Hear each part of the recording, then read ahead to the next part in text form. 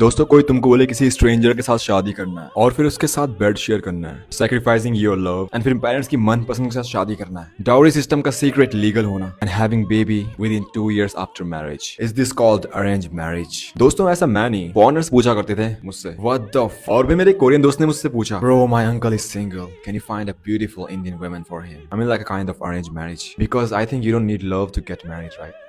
दोस्तों अब उनको कौन समझाए कि अरेंज मैरिज नहीं होगा तो हमारी पॉपुलेशन कैसे आगे बढ़ेगी, सोसाइटी के सारे सीसीटीवी कैमरा बंद हो जाएंगे यार, कास्ट सिस्टम खतरे में आ जाएगा, शादी में सारी उम्र की कमाई नहीं उड़ा पाएंगे यार, फिर कर्ज मांगने का कल्चर भी खत्म हो जाएगा, वेडिंग इंडस्ट्री का सत्यानाश, और हाँ डिवोर्स रेट बढ़ जाएंगे यार, और फिर लड़का लड़की अपने पेरेंट्स को ब्लेम भी नहीं कर सकते। पता नहीं कितने लोग सिंगल रह जाएंगे, और सिंगल रहना इंडिया में बुरी बात है यार, कौन समझाए फॉरेनर्स को, क्योंकि बच्चे भी तो करने आगे ताकि अपना बोझ उन पे डाल सके। हम बोलते कि हमारा कल्चर सबसे ज्यादा प्योर है, अरे प्योर तो तब भी रहा होगा, देयर वाज सती प्रथा, चाइल्ड मैरिज, देवदासी सिस्टम, पर्दा सिस्टम, छुआछूत, पॉलीगैमी, पता नहीं कितनी सारी कुरीतियां थी। और तुमको लगता नहीं है कि अरेंज मैरिज भी इसी लिस्ट में आता है? कहीं ना कहीं नाम से ही लगता है यार, मतलब कि किसी के फ्रीडम और इमोशंस को अरेंज करना पड़ रहा है सोसाइटी के रूल पे। यहाँ पर हजारों लोग अपने प्यार को सैक्रिफाइस कर लेते हैं। अरे यार प्यार ही तो है, दोबारा हो जाएगा। क्या बात है यार, बड़े सख्त हो तुम तो। अच्छा अब समझ आया मुझे कि प्यार में इमोशन नहीं मजबूती चाहिए होती है। और दोस्तों जो लोग लव मैरिज करते हैं, चलो तुम कल्चर खराब कर रहे हो क्या? ये लव वो अंग्रेजों की देन? अरे अंकल जी लव मैरिज वही तो है, गंधर्व विवाह जो बोलते थे हम पहले, शायद वो इंडियन कल्चर में नहीं आता होगा यार। तब बोलते हैं कि डिवोर्स रेट कम होते हैं अरेंज मैरिज में। Oh my God,